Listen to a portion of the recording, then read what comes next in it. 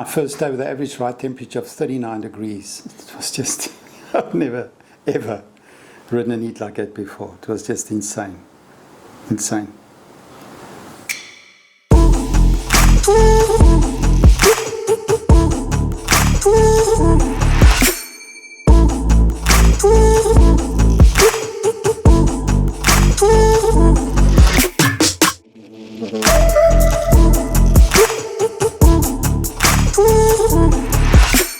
I couldn't believe it.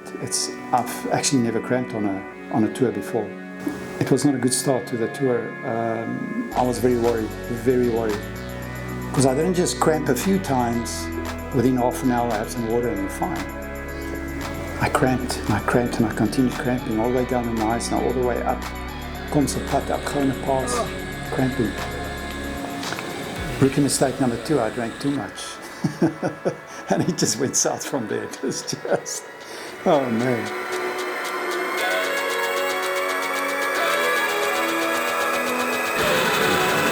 This is still in the right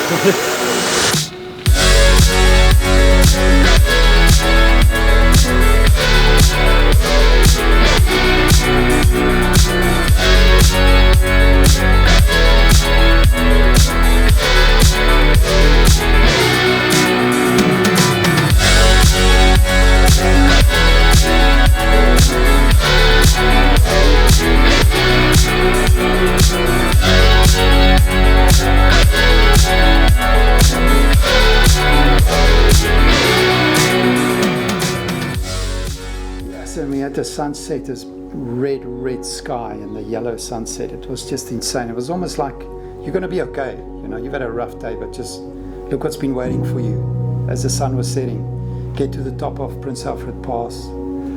Insanely beautiful, and you know, I think we took that in because we're all there to accomplish a goal, but there's so much opportunity to just take in the scenery, which was breathtaking. That was a well-deserved reward for an insanely brutal day. So yeah, it was a brutal day, rewarded with a beautiful sunset. And I thought, okay, we've got our hiccup behind us for the ride. So from now on, let's hope it's smooth sailing from now on, because all the way through to Maringspoort, it's just undulation now. And we just see lightning and thunder, and we just see one massive storm on the horizon. You could hear it, you could feel it in the air, moving this way. And honestly, after all that heat told out, I didn't mind riding in the rain. I didn't, but I mean, it looked severe. And anyway, so we headed through towards Uniondale, and then next thing we saw some fire on the horizon. Turns out the Kamnasi mountain was on fire. So it was just quite something riding past it. The mountain on this side burning. Behind it, you just see lightning and thunder on the horizon, a storm, which fortunately moved past. But it was quite remarkable. So there was a section where I was really cruising. It was relatively flat. I was on my tri-bars. next thing I just spot this big thing in the road next to me. It turns out to be an aardvark. And I just swerved out. How I missed it, I don't know. And from there we started heading towards Carlersdorp, and it started getting light as we got through Maatjiesfontein and so on. Which was absolutely spectacular, but a pretty tough piece of road too, you know, just all the roads are just constantly up and down and up and down. And but I was feeling much better, much better. It's like you ride into a sunset, you ride into a sunrise. You almost get like a bit of a kickstart to the day when you see the sun coming up, but you know you've made it through a night. And we really thought day 2 was going to be a bit easier. Not massive mountains. I just had to get over Rooiberg Pass after Carlersdorp.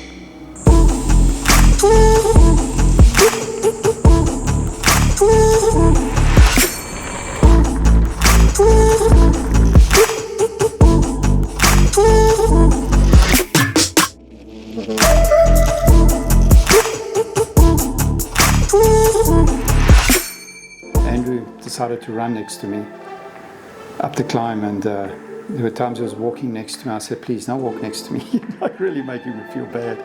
I can't believe I'm going that slow. But yeah, we had a strong headwind. It was just blowing right in my face, and it just went on.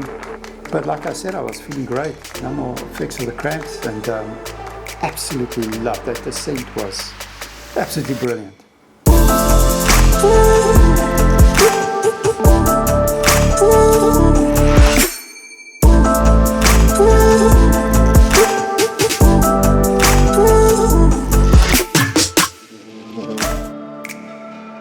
And you know, it's important when you do these rides to always celebrate where you're at, even though you may be going through a world of hurt, which I was, but enjoy the moment, live in the moment, celebrate the beauty around. Another day of survival, really, day two. It was also deep in the 30s, up 35, 36, if not higher, and I had a tailwind straight across the horizon.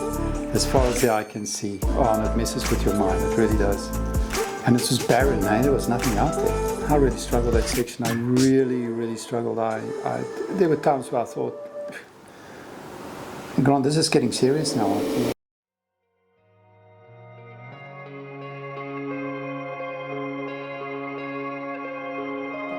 Do you know what? I had Nico next to me with a motorbike, and he was talking to me the whole time. The guy's incredible. He was chatting to me, keeping me going, popping wheelies in the Karoo there, entertaining everyone. It was quite cool. And I had Max and Liesel and Derek in the car, Andrew and Law. You know, it's just nice to know they're there. They head up the road and they wait for me with a car, and I pass them and then they catch up again. But as I was riding, I started hallucinating. I had not slept at all at that point.